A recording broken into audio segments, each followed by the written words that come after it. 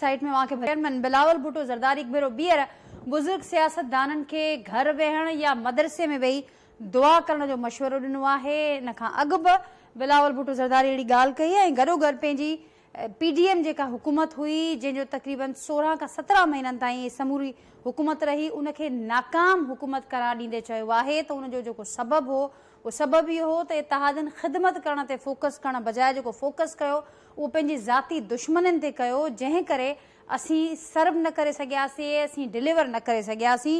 उन खां सवाइ नाज़रीन सियासी जेका हिन वक़्तु माहौल जुड़े पियो, जेका सियासी गर्मा गर्मी नज़र अचे पई, उनजो हिकिड़ो कारण इहो बि ॿुधायो पियो वञे त जेका ख़ुदि पाकिस्तान पीपल्स पार्टी इहा ॻाल्हि करे पई त अरिड़हीं तरमीम NFC खे वठी करे जेके मामला माज़ीअ में नज़र आया उहे हिन भेरे बि नज़र अचनि पिया ऐं ॼाणायो पियो वञे त भरपूर नमूने सां साज़िशूं थियनि पियूं। जेका समूरी जेका इहा सियासी बिसात नज़र अचे पई, उनजो हिकिड़ो वॾो कारण, हिकिड़ो वॾो बैकग्राउंड जेको तयारु थिए पियो इहो आहे त कंहिं तरीक़े सां 18 अमेंडमेंट खे रोल बैक कजे, कंहिं तरीक़े सां ऐं मुख़्तलिफ़ जेके हिन वक़्तु स्टेक होल्डर्स एक्टिव नज़र अचनि पिया उन्हनि जी मदद सां 18 तरमीम हुजे या NFC अवार्ड हुजे उन्हनि खे रोल बैक कजे, ही समूरो टारगेट आहे जंहिंखे वठी करे समूरा मामला नज़र अचनि पिया।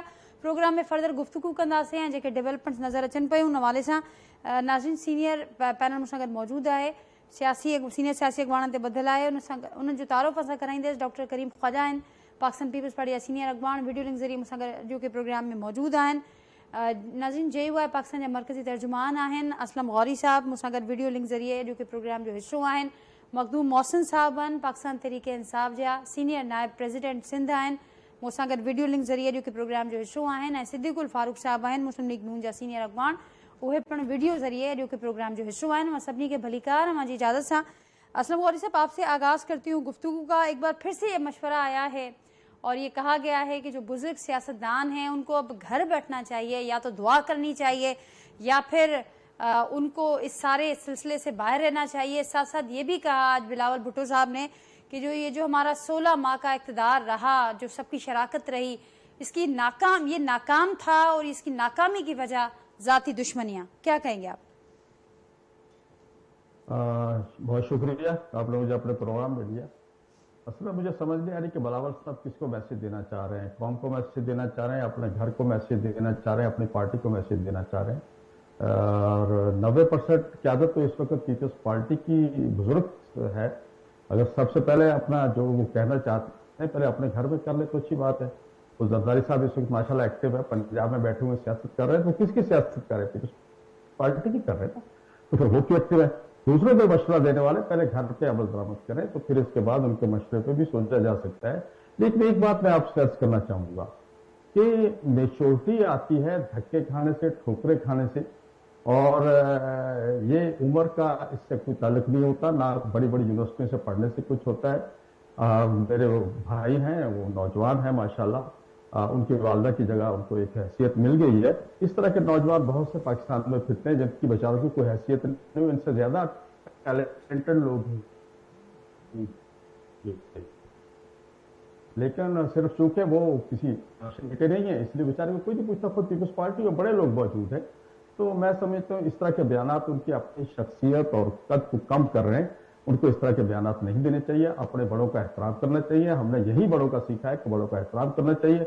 और आज तक सियासत में हमें एक तजर्बा है, नवाब रसूलुल्लाह खान साहब 100 साल से ऊपर उनकी उम्र होगी थी, उन जैसा मेच्योर सियासतदान शायद आज तक पैदा हम नहीं कर सके। तो मैं समझता हूँ कि इस तरह की गुफ्तगू जो उनकी, शायद उनके इर्द गिर्द जो लोग हैं उनको सही मशवरे नहीं दे रहे हैं, और इसमें फिर वही बात आती, मुझे नहीं कहना चाहिए कि हम नहीं चाहते कि उसमें ऐसी चीज पैदा हो।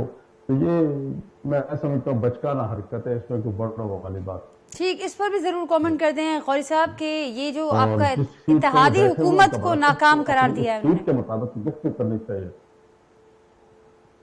जी मेरा ख्याल ये वो जो सोच रहे हैं वो अपने बारे में कह रहे हैं। 30 से ज्यादा उनके लोग मिनिस्टर थे, खुद वजीर खारजा थे, और वो हर इजलास में बैठते थे, हर इजलास में उनकी नुमाइंदगी होती थी। आमला हर जो काबीना के इजलास में उनके 30-32 आदमी बैठते थे। और मैं नहीं समझता कि वो ये क्यों कह रहे हैं। उस वक्त क्यों नहीं उन्होंने कहा? उस वक्त तो वो वजीर खारजा की से पूरी दुनिया में दौरे करते रहे और इसी गवर्नमेंट को वो रिप्रेजेंट कर रहे थे। उनकी पूरी टीम थी, आपाशी उनके पास थी, बेनजीर इनकम सपोर्ट प्रोग्राम पूरे मुल्क में नोट बांटे उन्होंने इसी गवर्नमेंट से लेके, उन्हीं के लोगों ने बांटे, किसी और ने तो नहीं बांटे। आज उनको उस गवर्नमेंट में खामियां नजर आ रही, उस वक्त तो गवर्नमेंट क्या करी लग रही थी, हर चौथे दिन 2 आदमी एडवाइजर बनवा रहे थे, हर चौथे दिन 2 मिनिस्टर बनवा रहे थे। तो मेरी समझ में नहीं आ रहा ये कौन उनको फीड कर रहा है। मैं फिर उसी तरफ जाऊंगा कि उनकी गुफ्तगू की बिल्कुल हमें समझ में नहीं आ रहा वो क्या कहना चाहते और उनका मकसद क्या है इसके पीछे। ठीक मखदूम साहब, अवां के समझ में अचे पई समूरी गाल जेका गाल वक्त थे पई ऐं अच्छा पाकिस्तान तहरीक इंसाफ के नौजवाननि जी पार्टी जो लक़ब ॾिनो वियो, ख़ुदि अवां नौजवान आयो ऐं ॿिया बि केतिरा ई मौजूद आहिनि, कीअं ॾिसो पिया हिन समूरे सूरत हाल खे ऐं जेका ॻाल्हि साम्हूं अचे पई त जेके हाणे बुज़ुर्ग सियासतदान आहिनि उन्हनि खे पासीरो थियणु घुरिजे? मैडम आउं गौरी साहब जी ॻाल्हि सां बिल्कुलु इतफ़ाक़ कंदुसि त मेच्योरिटी जो एज सां ताल्लुक़ न आहे। तव्हां जेतिरा प्रैक्टिकल कंदो, जेतिरा तव्हां मुश्किल वक़्तनि जो ताईं फेस कंदो, मुश्किल वक़्तनि खे, उन सां तव्हांखे केतिरो तव्हां मुश्किल वक़्त खे फेस कंदो ऐं केतिरा तव्हां प्रैक्टिकल कंदो, उन सां मेच्योरिटी इंसान में अचे थी। ऐं बिल्कुलु इहा ॻाल्हि दुरुस्त आहे त यंगस्टर्स खे जगह मिलणु खपे, पर उन सां गॾोगॾु इहो बि आहे त आउं सम्झां थो त कॉम्बिनेशन हुजणु खपे यंग ऐं उहा तजुर्बेकार सियासतदाननि जे कॉम्बिनेशन सां कमु हलणु खपे। जीअं नवाबज़ादा नसरुल्लाह साहब जो गौरी साहब एग्जाम्पल नूं त उन्हनि जी तमामु वॾी क्रेडिबिलिटी हुई ऐं हू 100 जे क़रीब हुननि जी एज हुई, पर हुननि हिकिड़ो तमामु मुस्बत किरदारु अदा कयो मुल्की सियासत में ऐं असांजे नेशनल पॉलिटिक्स में, जेको अॼु ताईं यादि कयो थो वञे। ॿियूं काफ़ी सारी पर्सनैलिटीज़ आहिनि जेके थी गुज़रियूं, त असांखे उन्हनि जे नक्शे कदम ते हलणु खपे। बाक़ी केरु केतिरो मेच्योर आहे उहो एज सां तजुर्बे सां थिए थो, ऐं कुझु माण्हू वक़्त खां पहिरीं मेच्योर थी वेंदा आहिनि, कुझु माण्हू एज गुज़री वेंदा आहिनि, त असांखे इन कॉम्बिनेशन सां कमु हलणु खपे। बाक़ी पहिरीं ॻाल्हि त जीअं तव्हां चयो त हू 16 महीननि जी हुकूमत खे अगरि ऐं असां सम्झूं था त हुन में हू पाण बि जवाबदार आहिनि ऐं उनखे पाण बि ईअं क्रिटिसाइज़ न करणु खपे जे तरीक़े सां कनि पिया। छो त हू पाण बि हिकिड़ो वॾे खां वॾा स्टेक होल्डर हुआ,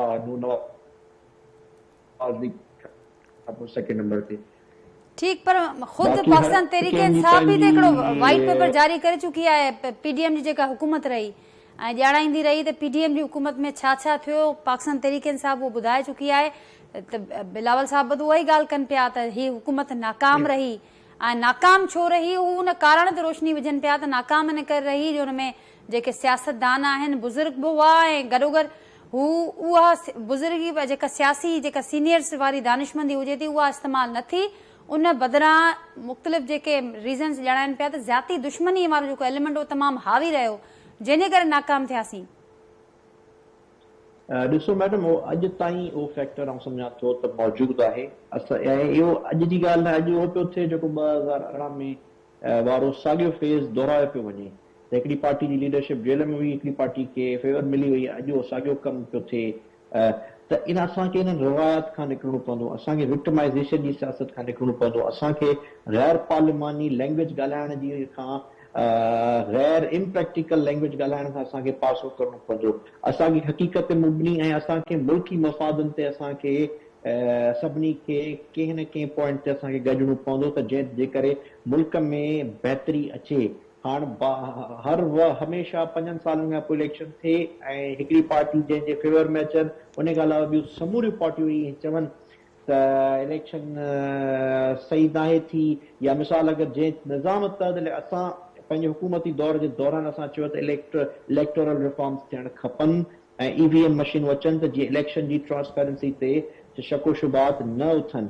उन जो जवाब असां इहो असां हिकु मिर्ज़ में अर्ज़ु कयां त इन असां जवाब ॾियारियो त 2013 जी इलेक्शन थी सिस्टम तहत त ज़रदारी साहब चयो त RODRO इलेक्शन आहे।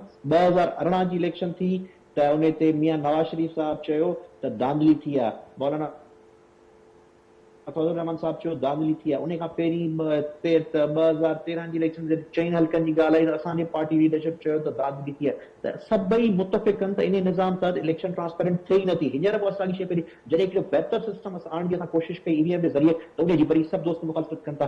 हाणे उहो सम्झ में नथो अचे त कौल ऐं फ़इल में तज़ाद आहे, या त सभु दोस्त मुतफ़िक़ आहे, हिकिड़ो गॾिजी को लाइमल ॾियनि जंहिं ते सुञाणो सभिनी पार्टियुनि खे वेहणु खपे, न त पोइ असांजी मनफ़ी सोच वारी सियासत हलंदी। ठीकु, कौल ऐं फ़इल में तज़ाद आहे। करीम साहब अवां वटि ईंदसि ऐं जेका हिन वक़्तु सूरत हाल आहे, मुसलसल मशवरा बि अचनि पिया पाकिस्तान पीपल्स पार्टी जी लीडरशिप पारां त सियासी जेके बुज़ुर्ग आहिनि उन्हनि खे बुज़ुर्गनि खे थोरो पासीरो थियणु घुरिजे ऐं इहो बि ॿुधायो पियो वञे त ज़्याती दुश्मनियुनि ते हू फोकस कनि था जेके बुज़ुर्ग आहिनि। इन पुठियां छा अभी अपडेट कंदो, छा बैकग्राउंड ॿुधाईंदो छा करीम साहब, छाकाणि त ख़ुदि पाकिस्तान पीपल्स पार्टी न रुॻो न इत्तेहादी हुकूमत जो हिसो रही पर तमामु अॻियां अॻियां हिसो रही, फ्रंट ते रही ऐं मुख़्तलिफ़ फ़ैसिला हुजनि, पॉलिसीज़ हुजनि या जेके वज़ारतूं हुजनि उन में उनजो तमामु वॾो शेयर हो। महिरबानी नाज़िया, बिलावल साहब जेको स्टेटमेंट ॾिए पियो उहो पंजाब स्पेसिफिक स्टेटमेंट आहे ऐं असांजो neck to neck fight Muslim League Noon सां पंजाब जे बैटल ग्राउंड में आहे जेको 85 खां ऑनवर्ड या 88 खां ऑनवर्ड ज़ोरी असां सां ज़बरदस्ती सां असां सां खसियो वियो मुस्लिम लीग नून तरफ़ां। सर अॼु त करीम साहब सॉरी तव्हांखे इंटरप्ट पई कयां, पर अॼु उन्हनि मदरसे में बुज़ुर्गनि खे इहा बि सलाह ॾिनी आहे त हू मदरसे में वेही दुआ कनि ऐं गॾोगॾु इहा बि सलाह ॾिनी आहे त या त घर वेहनि या त मदरसे में वञनि। हाणे तव्हां वधीक बहितर ॿुधाईंदो त उनजो इशारो के न हो? उनजो इशारो सिंपली PDM में मौलाना फज़ल रहमान ॾांहुं उनजो इशारो आहे ऐं नेचुरली असांजो पंजाब ऐं KP में असांजो आहे जेको आहे सो मुक़ाबिलो आहे ऐं इहो जेको इतिहाद आहे basically centre to the right इतिहाद आहे, जॾहिं त पाकिस्तान पीपल्स पार्टी जो centre to the left politics बि करे त उहो इन कॉन्टेक्स्ट में इलेक्शन कैंपेन आहे, हुन में नेचुरली ॻाल्हियूं थींदियूं आहिनि मुख़्तलिफ़ इलाइक़नि में मुख़्तलिफ़ जॻहनि ते। ऐं चित्राल में जीअं ॻाल्हि कई आहे, चित्राल असांजो बेस लाइन रहियो आहे जिते ज़ोरी ज़बरदस्ती कॾहिं बि पीपल्स पार्टी सां कंहिं इलेक्शन कोन खटी आहे ऐं उहो प्रोग्रेसिव जेको आहे सो खितो आहे चित्राल। त नेचुरली जमाबंदी आहे, उनमें इलेक्शन कैंपेन में हर तरह जी ज़बान इस्तेमालु थींदी आहे, क्रिटिसाइज़ थींदी आहे, हे जॾहिं निकिरंदा त हे बि कंदा क्रिटिसाइज़। सो हाणे जमाबंदी त हिकिड़ी IGI ठही वई आहे जंहिंमें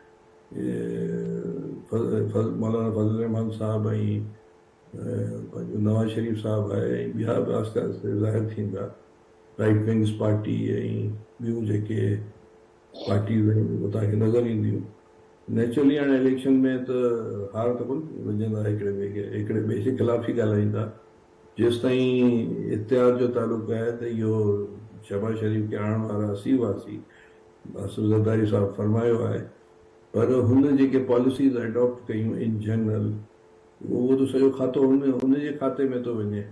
उन्हनि जेको आहे सो सॼो जेको सो कंसंट्रेट इहो कयो त पंहिंजा केसिस ख़तमु कजनि ऐं कीअं असां इन थियूं, जॾहिं त बिलावल साहब त इंटरनेशनली मूव पिया कयो मुख़्तलिफ़ जॻहनि ते। करीम साहब उन वक़्तु अभी डिफेंड कंदा रहिया सभु, पीपल्स पार्टी डिफेंड कंदी रही त जेके ही मामला थियनि पिया ही असां सभिनी गॾिजी करे कुर्बानी ॾिनी आहे मुल्क खे डिफॉल्ट थियण खां बचाइण जे लाइ। उन वक़्तु इहे ॻाल्हियूं न पे साम्हूं आयूं त के ज़ाती दुश्मनियूं आहिनि या ही मामला आहिनि जंहिंजे करे असांजी हुकूमत नाकाम थियण वञे पई या नाकाम पॉलिसीज़ ॾिए पई। उन वक़्तु जेकॾहिं तनक़ीद साम्हूं अचे जी इमरान खान ऐं हुन सां गॾु जेके बि हुनजा साथारी हुआ विज़िबल इनविज़िबल, हुनजा पंहिंजा ख़्वाब हुआ ऐं उहो ख़्वाब तहत हुननि खे 10-15 साल हुकूमत करणी हुई, जेका शयूं हलियूं पिए त उनखे नेचुरली हिकिड़े पासे करण लाइ सभु पॉलिटिकल पार्टीज़ जी मजबूरी हुयूं त जेकॾहिं अगरि उहो असीं न कयूं आहे स्ट्राइक डाउन त पोइ जेको आहे सो इहे शयूं हे वेठा हुजनि। त हाणे इहे सभु हिकिड़ा कॉम्प्लिकेटेड चीज़ूं आहिनि ऐं नेचुरली इलेक्शन में इहे ॻाल्हियूं थींदियूं आहिनि, हेॾे बि कंदा असां बि कंदासीं। इलेक्शन खां पोइ हालात वरी ॿी चीज़ूं डेवलप थींदियूं आहिनि।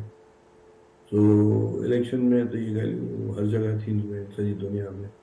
बिलावल साहब बि इन हवाले सां जिते किथे कनि पिया, असांजा जिते जिते मुक़ाबिला आहिनि या जिते जिते असीं सम्झूं था त जेको आहे सो हाणे PDM जो कॉन्सेप्ट बेसिकली असांजो हो, हिते अची मौलाना फज़ल रहमान ऐं नवाज़ शरीफ़ वारनि कब्ज़ो करे छॾियो, असांखे निकिरणो पियो उन वक़्तु।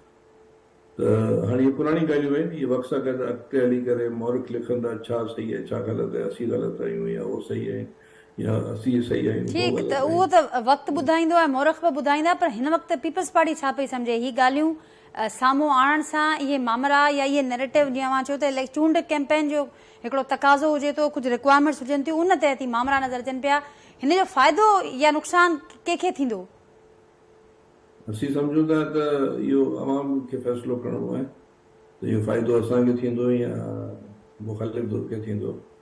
त हाणे बिलावल साहिब इहे चीज़ूं चेयरमैन आहे उहे स्टार्ट कयूं आहिनि त हमें यारा बेश्त हमें यारा दोज़ख, हुन सां गॾु असीं जन्नत में हूंदासीं या असां दोज़ख में हूंदासीं, इहो त वक़्तु ऐं अवाम फ़ैसिलो कंदी। ठीक ठीक, सिद्दीकुल फारूक साहब अस्सलाम वालेकुम, मेरी आवाज़ आप तक पहुंच रही है?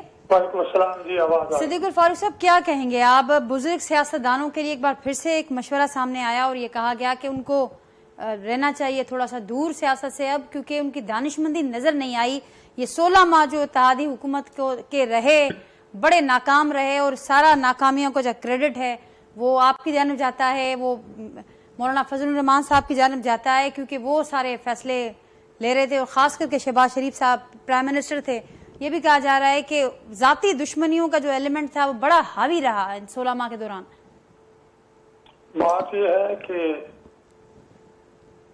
पीपल्स पार्टी पूरी की पूरी समेत वजीर खारजा बिलावल भुट्टो के और जनाब आसिफ अली जरदारी के, वो तो डिफेंड करते रहे हैं, वो तो दिफा करते रहे हैं और वो ये क्रेडिट भी लेते थे कि हमने मुल्क को डिफॉल्ट से बचाया जी।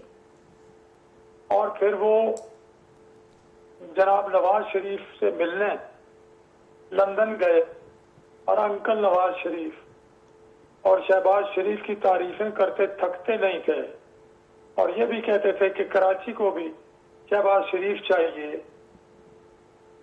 तो मुझे ये बताएं, जब उन्होंने ये कहा था कि हम सियासत नहीं रियासत बचाने के लिए इस हुकूमत में हम आए हैं, हमने अदम एतमाद की है, तो अब कौन सा नया ख्वाब उन्होंने देखा है या कौन सा नया ख्वाब उन्हें दिखाया गया है, या उनके अपने घर में बुजुर्ग नहीं है, या आसिफ अली जरदारी साहब कोई 20-25 साल के या 30-35 साल के जवान हैं, वो बुजुर्ग नहीं है, या उन्होंने यहाँ सियासत नहीं की और इस वक्त वो सियासत नहीं कर रहे, तो क्या कहना क्या चाहते हैं? क्या वो सारा अखलाक, वो सारे उसूल बिलावल भुट्टो जरदारी साहब भूल गए हैं और छोटे इमरान बनने जा रहे हैं?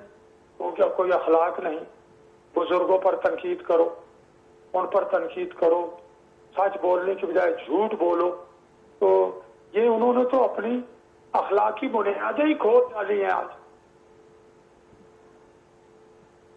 सिद्दीकुल फारूक साहब, फिर क्या कहेंगे आप ये इत्तेहादी हुकूमत की? चलें, आप कह रहे हैं कि अखलाकी लिहाज से बहुत सारे मामलात के हवाले से बड़ा माइंडफुल और केयरफुल होना चाहिए, लेकिन वो ये भी कह रहे हैं कि ये हुकूमत हमारी इत्तेहादी हुकूमत नाकाम रही, उस पर तो थोड़ा कमेंट फरमा दें, क्योंकि आप लोग सारा ये 16 माह यही आवाम भी यही सुनते रहे, हम भी यही सुनते रहे कि बड़ी कुर्बानियाँ दी गई, मुल्क को डिफॉल्ट से बचाया गया। अब खुद आपके एक बड़े अहम इत्तेहादी वो ये अगर ये कहें कि हुकूमत हम कुछ नहीं डिलीवर कर पाए, खिदमत करने के बजाय हमारा फोकस कहीं और था, तो उसको फिर कैसे देखा जाए? पहली बात यह है कि हमने कोई मुकदमे बनाए नहीं। दूसरी बात यह है कि अगर हमारी हुकूमत यानी पीडीएम और पीपल्स पार्टी की ये हुकूमत नाकाम थी, तो इन्होंने इस्तीफा क्यों नहीं दिया? उस वक्त क्यों दफा कर रहे थे कि हम डिलीवर कर रहे हैं? उस वक्त या झूठ बोल रहे थे या आप झूठ बोल रहे हैं। हम ना उस वक्त झूठ बोलते थे ना आप झूठ बोलते हैं। हमने मुल्क को डिफॉल्ट से बचाया, इमरान खान ने तो उसे डिफॉल्ट में धकेल दिया था, अल्हम्दुलिल्लाह हमने बचाया। तो अब ये नई बात जो कर रहे हैं, तो मैं तो ये कहता हूँ, आप पूछे वजह क्या है? वजह वो ये बता रहे हैं कि एक तो ये सारी बसात इसलिए बचाई जा रही है कि इसके पीछे 18वीं तरमीम जो है ना वो निशाने पर है, बुनियादी तौर पर ये वजह बताई जा रही है। क्या कहेंगे इस पर? मैं अर्ज करता हूँ जी, 18वीं तरमीम के हम कतन मुखालिफ नहीं है। हमने तो इसहाक डार साहब तो साथ बैठ के नवाज शरीफ साहब के हुक्म पर हमने तो पूरा साथ दिया, पूरे वोट दिए, साथ मिलके काम किया। हम क्यों 18वीं तरमीम के खिलाफ जाएंगे? ये भी झूठ बोल रहे हैं। असल बात ये है कि बिलावल भुट्टो जरदारी साहब जब वो ये लोग आके बैठे पंजाब में, उनका ये ख्याल था कि पीटीआई से निकलने वाले लोग बजाय जहांगीर तरीन के और वो पार्टी बनाने की इस्तेकाम पार्टी, वो इनकी तरफ आएंगे और ये पंजाब से बहुत सीटें ले लेंगे और फिर बिलावल साहब जो है वो वजीर आजम बन जाएंगे। अब पंजाब से तो इन्हें मिला कुछ नहीं, बल्कि सिंध से भी इनसे सीटें जा रही हैं। बलूचिस्तान को भी ये पूरे का पूरा समझते थे कि हम ले जाएंगे, वहां से इन्हें कुछ नहीं मिल रहा। अब असल में तो इन्होंने वजारत उज़्मा का ख्वाब देखा था। इलेक्शन तो अभी होने हैं 8 फरवरी को, लेकिन इन्हें अभी से अपना ख्वाब जो है वो बर्बाद होता हुआ नजर आ गया है। ये उस गुस्से में, सदमे में, गम में ये रो धो रहे हैं। ये सियासत नहीं कर रहे, ये रोना धोना कर रहे हैं। ठीक, लेकिन सिद्दीकुल फारूक साहब, अब 18वीं तरमीम को लेकर ये कोई पहली बार नहीं है। इससे बारहा जब जब मामलात होते हैं तो हमें ये नजर आते हैं सारे मामलात। और इसहाक डार साहब ये कह रहे हैं कि इस वक्त बिल्कुल तरमीम के हवाले से कोई फैसला नहीं हुआ, लेकिन इसका मतलब ये ना लिया जाए कि ये नहीं होनी चाहिए या ये नहीं हो सकती है, नहीं होनी चाहिए। तो इसका मतलब कोई गुफ्तगू पार्टी के अंदर मौजूद जरूर है, इस पर गुफ्तगू चल भी रही है? नहीं, हमारी पार्टी में ऐसी कोई गुफ्तगू नहीं है। ठीक, लेकिन जिस तरह इंतखाबात के हवाले से, जिस तरह बाज आईनी तरामीम के हवाले से खुली बातें होती हैं, टॉक शोज में डिस्कस होती हैं, उस पर आर्टिकल लिखे जाते हैं, पार्टियों में, पार्लियामेंट में बात होती है। और उस वक्त जब इमरान की हुकूमत थी तो अपना सिलेक्टेड, उस वक्त भी बातें हो रही थी कि कुछ तरामीम करनी है, और हम सब लोग समेत पीपल्स पार्टी के कहते थे कि आइए बैठते हैं, तरामीम को भी देख लेते हैं। तो ऐसी अगर कोई बात इलेक्शनों के बाद सारी पार्टियां मिल बैठे और महसूस किया जाए कि किसी हवाले से कुछ तरामीम होनी चाहिए, कुछ इजाफा होना चाहिए, कुछ कम निकालना चाहिए आइन में से, तो वो इत्तेफाक राय से ठीक होगा अगर, तो ठीक है। ठीक, एक ब्रेक मुझे लेना है। सिद्दीकुल फारूक साहब इस बात को कंटिन्यू करेंगे। करीम साहब, गौरी साहब से भी मैं इस पर कमेंट लूंगी। आपने ये वजह फरमाया कि इससे पहले भी ये बातें होती रही, लेकिन वो बातें बिला जवाज या बिला सबब नहीं थी, इनके पीछे कुछ कोशिशें भी हुई जो भी रिकॉर्ड पर मौजूद है। नाज़रीन, मुख्तसर ब्रेक था वठूं, ब्रेक खां पोइ वापस अचूं था, गुफ्तगू जो सिलसिलो खां ही जोड़ींदासीं।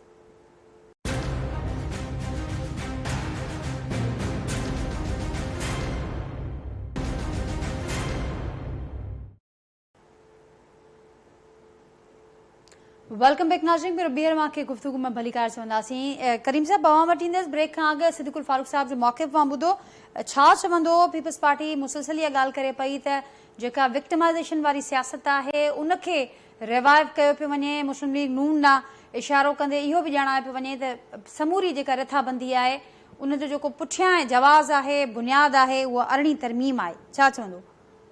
बिल्कुलु, मूंखे ईअं पियो लॻे सबको सिंध में या बलूचिस्तान में, ख़ासि तौर ते केपी में ये चीज़ महसूस भी थे, खैबर पख्तूनख्वा में, तो यह ख्वाहिश रही है कि हल्कनि जी त 18वीं अमेंडमेंट खे सेटिसाइड कयो वञे, ख़तमु कयो वञे।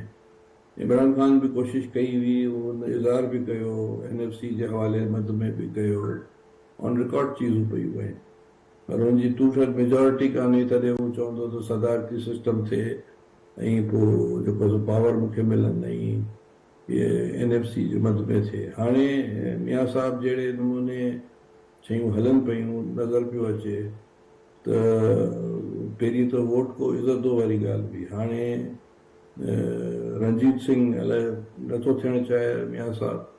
रंजीत सिंह जी माना इहा आहे त रंजीत सिंह खे इहो क्रेडिट वञे थो त हुन पंजाब खे बि फतेह कयो, खैबर पख्तूनख्वा खे जेको खैबर पास ताईं कयो, इहो कश्मीर वरी ब्रिटिश इंपीरियलिज़म या ब्रिटिश मोनर्क आया, उन्हनि जेको आहे सो असांखे शिकस्त ॾिनी, सिंध वारनि खे 43 में, 49 में रंजीत सिंह जी औलाद खे शिकस्त आई ऐं इहे सभु इलाइक़ा जेके आहिनि सो जेके रंजीत सिंह फतेह कया हुआ KP ऐं कश्मीर इहे सभु ब्रिटिश इंडिया जा थिया पोइ अॻिते हली पाकिस्तान जो थियो। हाणे मियां साहब जो पहिरीं ख़्यालु हो त आउं जेको आहे सो हिकिड़ो अज़ीम जेको हुकुमरान थिया जीअं रंजीत सिंह आहे, पर हाणे वरी मियां साहब जो इहो ख़्यालु आहे त हू रवायती तौर ते जेको गुलाम मोहम्मद हो या जेको आहे सो जेके हुकुमरान हुआ जेके पंजाब स्पेसिफिक अहिड़े नमूने हुकूमत कया ऐं हुनजे लाइ अहिड़ी तरमीम ख़तमु करणु ज़रूरी आहे ऐं ॿी चीज़ूं बि ज़रूरी आहिनि। सो हाणे छा था चई सघूं भला, मियां साहब सदाईं जेको आहे सो 85 खां ऑनवर्ड किने जे कुलनि ते वेही करे ईंदो साईं। 88 में बि मियां साहब IGI ठही, उन खां पोइ जेको आहे सो मियां साहब 90 में बि ईअं कई, 97 में बि ईअं कई ऐं मियां साहब सदाईं इहे शयूं कंदो रहियो आहे। पोइ वरी वोट को इज़त हो, वरी ॻाल्हि करे वरी मौक़ा परस्ती कई, तो थी सघे थो ऐं बिल्कुलु इहो असीं फील पिया कयूं। सिंध में तव्हां अख़बारूं पढ़ो या सोशल मीडिया ते इहे ॻाल्हियूं थियनि पियूं ऐं बाक़ी हाणे अॻिते छा थो थिए उहो वक़्तु ॿुधाईंदो, पर माना हिन जो इंटेंशन इहे असांखे नज़र ठीकु, पर उहो ॿ भाङे टे अक्सरियत खां सवाइ मुमकिन कोन्हे। अवां ॻाल्हि कयो त उनजे लाइ समूरो माहौल जोड़ियो पियो वञे, तैयारी उनजी आहे। गौरी साहब, ये तनकीद किस हद तक दुरुस्त है, कैसे देखती है JUIS को? देखिए, मैं तो पहले तो बड़ा मुझे एहसास हो रहा है इस बात का कि बिलावल साहब इतने बड़ी फैमिली के रुकन हैं और उनके वालदा के बड़ा नाम है, नाना का बड़ा नाम है, इतने अखलाकी पस्ती में चले जाएंगे कि वो एक अपने बड़ों के खिलाफ इस तरह की बात करेंगे। मैं थोड़ा सा इतना मैसेज देना चाह रहा हूँ, इससे ज़्यादा कुछ नहीं कहूँगा कि जब अभी फरियाल को रात को अस्पताल से उठाया गया था तो उस वक्त यही मदरसे का मौलवी ही क़यादत कर रहा था तहरीक की। जब पूरा टब्बर दुबई में बैठा हुआ था, पाकिस्तान छोड़ के भाग गया था, तो उस वक्त यही मौलवी क़यादत कर रहा था उस तहरीक की, जिसके बारे में वो कहते हैं कि मदरसे में जाके आराम करें। इंशाल्लाह वो आज भी मैदान में खड़े, कल भी खड़ेंगे। वो इस तरह की बातें ना करें, अपने वालिद साहब से मशवरा करके अगर बयान देंगे तो उन्हें पता चलेगा कि मौलाना फजल रहमान का पीपल्स पार्टी के साथ किस तरह का रिश्ता रहा है और हमने कहाँ कहाँ पीपल्स पार्टी ने हमसे फायदे उठाए हैं। सिर्फ दुनिया को पता है, छुपा वो नहीं है। प्रॉब्लम ये नहीं है, प्रॉब्लम ये है कि बिलावल साहब इस वक्त बिल्कुल तन्हाई का शिकार हो गए हैं।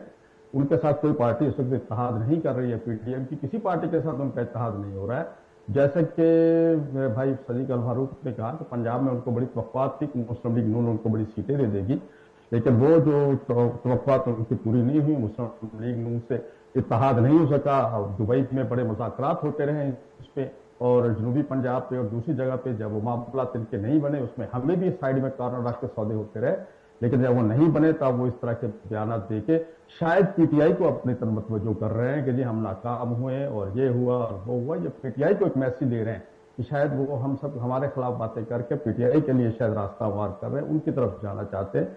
मैं समझता हूँ सियासत है, और अगर इस बात पे जाएंगे कि फला दौर में ये हुआ और फला दौर में ये हुआ, तो लोग तो 70 के इलेक्शन को भी जाली कहते हैं। अगर उस तरफ जाएंगे तो फिर बहुत सारी किताबें खुल जाएगी। हमने 2018 की तहरीक जाली इलेक्शन के खिलाफ शुरू की थी, उस वक्त की हुकूमत जो इंतखाबात के खिलाफ शुरू की थी, पीपल्स पार्टी ने नहीं की थी। पीपल्स पार्टी आराम से सिंध में हुकूमत बना के बैठी थी। अब एक प्रॉब्लम और भी मैं बता दूं, दूसरा प्रॉब्लम सबसे बड़ा ये है कि नवाज शरीफ साहब तो इसलिए जा रहे हैं इलेक्शन में कि मेरे साथ 2017 में ज्यादती हुई थी, वो उस ज्यादती को लेके जा रहे हैं। हम ये कह रहे हैं कि 2018 में हमारे साथ जाली इंतखाबात को हमने बर्दाश्त किए, लेकिन बिलावल साहब 15 साल सिंध हुकूमत की कारकर्दगी को लेकर आवाम में जाएंगे। और सिंध में जो दूध की नहरें बह रही हैं, जो शहद की नहरें बह रही हैं, वो पूरी दुनिया को पता है। और उसकी कारकर्दगी लेकर जब पूरे मुल्क में जाएंगे तो फिर उनको जो चीजें फेस करनी होगी, तो वो असल चीज से तवज्जो हटाने के लिए इस किस्म के बयान दे रहे हैं। उन्हें चाहिए कि अपने देखिए, कल भी एक DSP कराची में गिरफ्तार हुआ है जो 2 करोड़ रुपए का घपला कर रहा, तो इन्होंने अपॉइंट किया है, वो किसी और ने अपॉइंट नहीं किया। मेरे भाई मुराद अली शाह ने अपॉइंट किया, और इससे पहले भी एक केस ऐसा आ चुका है। तो इनको अपनी जरा सफों को देखना चाहिए, अपने आप को देखना चाहिए, और आसमान पर थूकने की बजाय जरा अपने घर को ठीक करने। लेकिन गौरी साहब 18वीं तरमीम, आखिरी बात में 18वीं तरमीम की बात कर रहा हूँ। 18वीं तरमीम के हम खालिक हैं, हम कैसे उसके खिलाफ हो सकते हैं? और हमने हमेशा 18वीं तरमीम का दिफा किया है, मौजूदा असम्बली में भी दिफा किया है, इमरान खान साहब की हुकूमत के दौरान भी दिफा किया, इस हुकूमत में भी दिफा किया। हम 18वीं तरमीम बनाने वाले हैं। अब कैसे हो सकता है कि 18वीं तरमीम के खिलाफ हम जाएंगे? हम उसके खालिक हैं। इंशाल्लाह ऐसा JUI से ऐसी कोई तवक्को ना रखें। ठीक, PTI से मखदूम मोहसिन भी हैं। मखदूम मोहसिन साहब, कीअं ॾिसो पिया, JUI सम्झे पई त जेको ही समूरो मामलो थिए पियो आहे सियासी बुनियादनि ते ही समूरा मामला वधनि पिया, पर इन जो जेको एज मिली सघे थो उहो PTI खे मिली सघे थो, जेको कुझु पाकिस्तान पीपल्स पार्टी, त को इम्कान आहे को इतिहाद जो के मामला थियनि पिया? PTI किथे स्टैंड करे पई? ॾिसो, पॉलिटिक्स में कॾहिं बि तव्हांजा के मुस्तकिल न को के हरीफ हूंदा आहिनि, न को मुस्तकिल तव्हांजा दोस्त हूंदा आहिनि। पॉलिटिकल ग्राउंड रियलिटीज़ त पॉलिटिकल फ़ैसिला तब्दील थींदा रहंदा आहिनि। बाक़ी असांजो मौक़िफ़, असांजो मैनिफेस्टो साफ़ आहे त असांजी हुकूमत खे गैर आइनी तरीक़े सां किरायो वियो ऐं असीं सम्झूं था त अवाम में असांजी मक़बूलियत आहे। ऐं जे ॿियनि कुझु पार्टीज़ जी अगरि ॿियनि सूबनि में या ॿियनि जायुनि ते अगरि मक़बूलियत आहे त असीं उन जो बि एतिराम कयूं था। असीं सभिनी पार्टियुनि जी एतिराम कयूं था ऐं असीं चाहियूं था त ॿियूं पार्टियूं बि असांजे मैंडेट, असांजी मक़बूलियत जो एतिराम कनि। ऐं इलेक्टोरल अलायंसिस थींदा आहिनि। हींअर जेके बि ॿ पार्टियूं पाण में ॻाल्हाइनि पियूं, हिक ॿिए जे ख़िलाफ़ पॉलिटिकल बयानात ॾियनि पियूं, उन्हनि उहे पार्टियूं 16 महीना इतादी हुयूं। उहे पार्टियूं हिक ॿिए खे डिफेंड कंदियूं रहियूं। असांजे ख़िलाफ़ उहे ॿई पार्टियूं गॾिजी शामिल हुयूं जॾहिं वोट ऑफ नो कॉन्फिडेंस रहंदो, त अॼु उहे अलॻि थी बीठा आहिनि। 16 महीननि जे अंदरि रियलिटी ग्राउंड रियलिटी त मुख़्तलिफ़ थी वई आहे। हाणे ॾिसो सिचुएशन छा थी पई। फिलहाल इलेक्शन असीं अकेले सर विढ़ंदासीं। इलेक्शन में असांजो क्लियर कट मौक़िफ़ आहे त असीं पंहिंजे निशान ते चइनी सूबनि में, सेंट्रल में, पंजाब में, खैबर पख्तूनख्वा में, सिंध में, बलूचिस्तान में इलेक्शन कंदासीं। बाक़ी हा, अलबत्ता इलेक्शन खां पोइ को बि इलेक्टोरल अलायंस थी सघे थो, को बि गॾियल इताद थी सघे थो। उहो चवणु हींअर क़बलस वक़्तु हूंदो, पर आउं सम्झां थो त का बि शइ पॉलिटिक्स में हथमी न हूंदी आहे। जे अगरि का पार्टी असां जहिड़ा सॉफ्ट कॉर्नर रखे थी त असां बि उन्हनि सां ॻाल्हाइण जे लाइ तयारु आहियूं। ठीकु, करीम साहब, जेकॾहिं का पार्टी सॉफ्ट कॉर्नर रखे थी ऐं अवांजा जेके पोयां इतिहादी आहे उहे सम्झनि पिया त पीपल्स पार्टी जो को इन वक़्तु सॉफ्ट कॉर्नर लॻे पियो, या जेका समूरी ही कैंपेन नज़र अचे पई, इन जो हिकिड़ो वॾो एज ही PTI जे लाइ रस्तो हमवार करे पियो, की छा चवंदो अवां हवाले सां?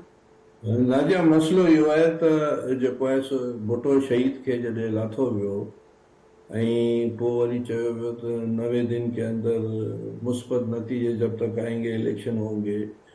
यकीनन माण्हू पीपल्स पार्टी भुट्टे शहीद सां गॾु हुआ ऐं असांजे साम्हूं जेको आहे सो हुन वक़्तु IGI हुई, इतिहाद हो।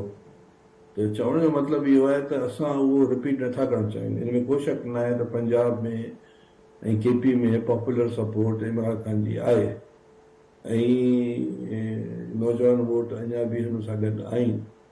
सो असीं खुलम खुला चऊं था, ऐं असां इनकार कान्हे। ऐं माण्हू जेको आहे सो माण्हू जो मिज़ाज जेको आहे सो पाकिस्तान जी आवाम जो आहे, ख़ुशूसन पंजाब जो मियां साहब खे सपोर्ट उन वक़्तु मिले पई जॾहिं हू वोट को इज़त दो पियो चए।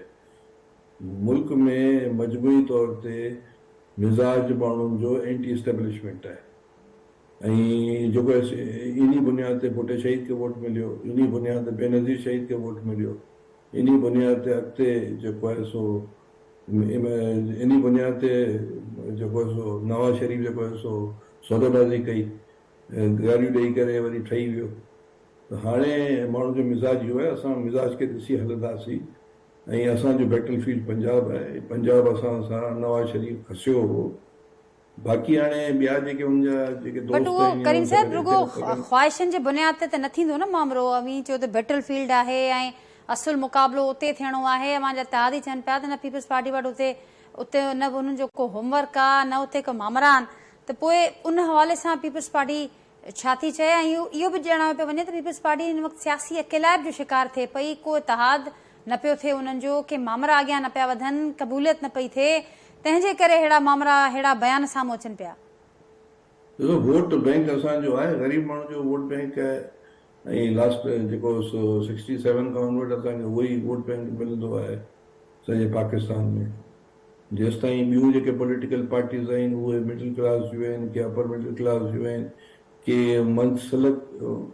मनसब जेके आहिनि जेके असांजे दीन में मुख़्तलिफ़ उन जी पार्टियूं आहिनि के देवबंदी खे सपोर्ट कनि थियूं, के बरेलवी खे सपोर्ट कनि थियूं, के ॿियूं जेके सो स्कूल ऑफ थॉट खे ॾिसनि थियूं अहले तशीह जे।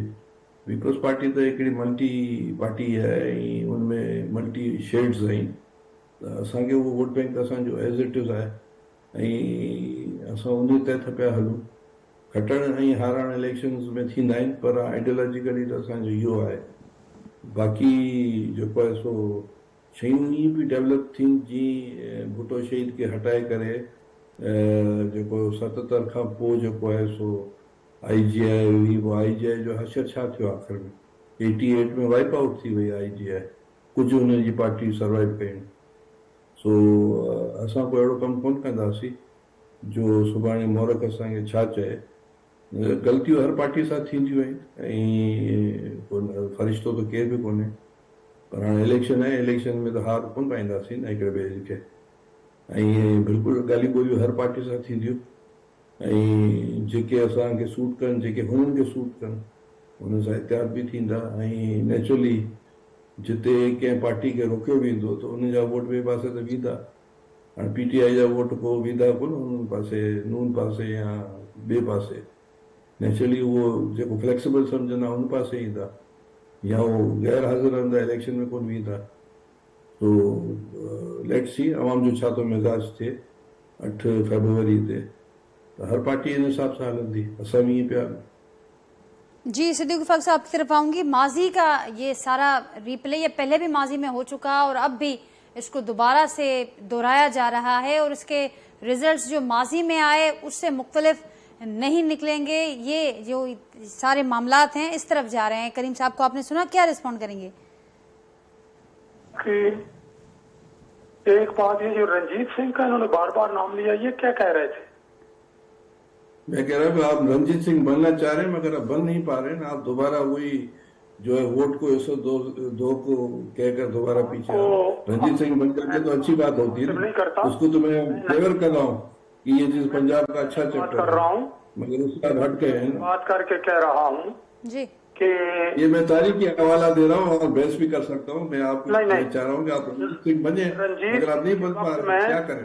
वोटें नहीं होती थी और वो गैर मुस्लिम था और मुझे अफसोस हुआ है। पर वो पंजाबी तो था ना, वो पंजाबी तो था ना, उस हिसाब से आप एक मुसलमान को पंजाबी तो था ना, एक यार सुने ना आप नहीं तो मैं आपको बता रहा हूँ, आप कह रहे हो ना कि भाई पंजाबी हिंदू पंजाबी से कौन थी ना। चलें ठीक है, करीम साहब सिद्दीक उल फारूक साहब के जवाब दें दियो जी, रेस्पॉन्ड करिए। साहब को इस्लाम और मुसलमान का लिहाज पास नहीं है, वो गैर मुस्लिम को देखिए अभी इस तरह के वाइज और लेक्चर नहीं दें, इस तरह के वाइज और लेक्चर आप किसी मदरसे में दें, सियासी तौर पर बहस करें। इस तरह की बातें यहाँ सिंध में नहीं चलती है, जिस तरह की बातें आप कर रहे हैं। जो बात है पंजाब में भी ये बातें नहीं चलती है।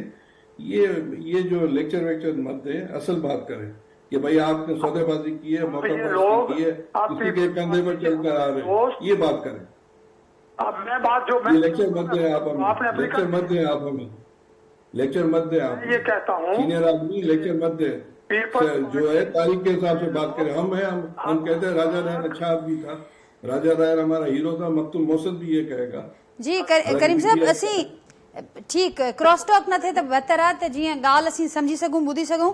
सिद्दीक उल फारूक साहब क्या कह रहे थे, आप कंटिन्यू करें। मैं ये कह रहा हूँ जी कि हम मुसलमान हैं अल्हम्दुलिल्लाह, और अगर मुसलमान डिक्टेटर भी हो तो हम उसे रंजीत सिंह पर 100 दफा फौकियत देंगे, इसलिए कि मुसलमान है।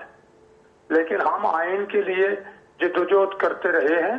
यूनियनिस्ट पार्टी पंजाब में तो उसी वजह से हम हिंदू सब साथ थे, उसका क्या कहेंगे आप? यूनियनिस्ट पार्टी जो आपकी थी पंजाब में, वो सारी मुस्लिम लीग में आई ना, उसको क्या कहेंगे? मुस्लिम लीग आपकी है ना। यूनियनिस्ट पार्टी में तो सिख भी था, मुसलमान भी था, हिंदू भी था पंजाब का, उसको क्या कहेंगे? इस तरह की बातें मत करें, थोड़ा मैच्योर बने। अभी तक आप जो है मैच्योर नहीं बने हैं, अभी तक बातें करें वाली बातें सुननी पड़ती है। पंजाब में ये बात आपको, तभी तो आपका लाहौर का जलसा नाकाम गया ना, 30,000 भी लोग आए नहीं थे, क्योंकि सौदेबाजी की आपने। पंजाब का फैसला आपने लाहौर का नाकाम किया ना, बेनजीर का क्या मुकाबला, ठीक नाकाम किया। मुझे बात करने का ठीक करीम साहब जवाब ॿुधी वठूं त जीअं गलत बातें कर रहे हैं ना, गलत बातें कर रहे हैं, जज्बाती कर रहे हैं, गलत तव्हां ॾे माईंदसि, तव्हां ज़रूर हुनखे रिस्पॉन्ड कजो हुन ते, पर हू जवाब पंहिंजो मुकमल करे वठनि। क्रॉस टॉक सां गुफ्तगू गलत मिसगाइड कर रहे हैं, उसको मैं जानता हूँ, मौका पर बातें कर रहे हैं ना, तभी तो हम क्या खामोश रहेंगे, क्या जवाब देंगे उसको? जी तो अपनी बारी पे जवाब दें। जी किस चीज का जवाब देंगे? बताएं, तारीख बात करें, तारीख पर बात करें ना। मामला ये बातें ये बातें इधर उधर की बातें, तारीख पर बात करें। माने करीम साहब मां वटि ईंदसि, करीम साहब मां जो जवाब वठंदसि, सिद्दीकुल फारूक साहब पंहिंजो जवाब मुकमल करे वठनि। जी सिद्दीकुल फारूक साहब, पंजाब में मैंने जो ये इधर उधर की बातें बलूचिस्तान की कर रहा है, इसके पास कोई जवाब नहीं। बलूचिस्तान से पीपल्स पार्टी को निकाल दिया गया है। बलूचिस्तान तो यार हमारे साथ गए हैं, आप देख लेंगे। इस तरह बलूचिस्तान में आप पंजाब लोगों में ने ये जीरो हो गए हैं। पंजाब में पीपल्स पार्टी यूं समझे कि बनी। पंजाब में हमारे साथ लोग हैं भाई, गरीब लोग हमारे साथ। पंजाब ने भुट्टो को आपके साथ जो है कुछ मिडिल क्लास के लोग हैं। इन्होंने चले उसका फैसला तो इलेक्शन में हो जाएगा। जी लेकिन इन्होंने जी अपनी कारकर्दगी की वजह से, कारकर्दगी हमारी बहुत अच्छी है, आपसे तो अच्छी है। आप लोगों ने मिले बनाई है, आप लोगों ने तो मिले बनाई है, पैसे को बंद करके, आपने जाके फ्लैट्स बेरोजगारियां करके, समझ गए आप, इन्होंने अपनी पार्टी को अपने हाथों से बर्बाद कर लिया। अब ये चाहते हैं कि बर्बाद किया इन्होंने, उसके बावजूद चूंकि अपना नौजवान है अपना बिलावल भुट्टो जरदारी, इसको वजीर आजम बना दें। तो फिर मैं ये कहूंगा, अब मैं कहूंगा अब मैं कहूंगा अल्लाह ताला फैसला अल्लाह ताला करने वाला है। लेकिन बरसरे जमीन जो हकायक हैं उन वो पहले भी आप लोगों ने हमसे जो है के हालात आईजीआई बना के बेनजीर साहब के बहुत खराब है। वो जो आदम एतमाद लेकर आए, उसके बाद आईजीआई मानने वाले हैं, उम्मीद गुल के कंधों पर बैठ कर आए, क्या नहीं किया आपने? अभी दोबारा वो भी चीजें कर रहे हैं ना। ठीक सिद्दीकुल फारूक साहब, ठीक ठीक मखदूम साहब फाइनल तव्हांजो कमेंट वठंदसि। जी जी मैडम पॉलिटिकल पॉइंट स्कोरिंग थिए पई हर तरफ़, ऐं हक़ाइक़ ते मुबनी अगर पॉलिटिकल लीडरशिप ॻाल्हाइनि त आउं सम्झां थो त मुल्की मसाइल जे हल जे तरफ़ वञूं।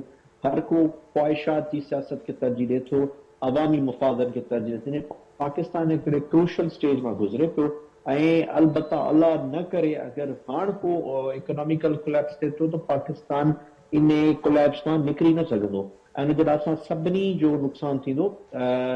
इहा ॻाल्हि बाद में थी अचे, तव्हां पीटीआई जो आहियां या डॉक्टर साहब पीपल्स पार्टी जो आहे या सिद्दीकुल फारूक साहब नून लीग जो आहे या गौरी साहब जेयूआई जो आहे या तई केटीएन जो आहे। पहिरीं ॻाल्हि त पाण सभु पाकिस्तानी आहियूं, पाकिस्तान आहे त पाण सभु आहियूं, पाण सभिनी जी शनाख्त आहे।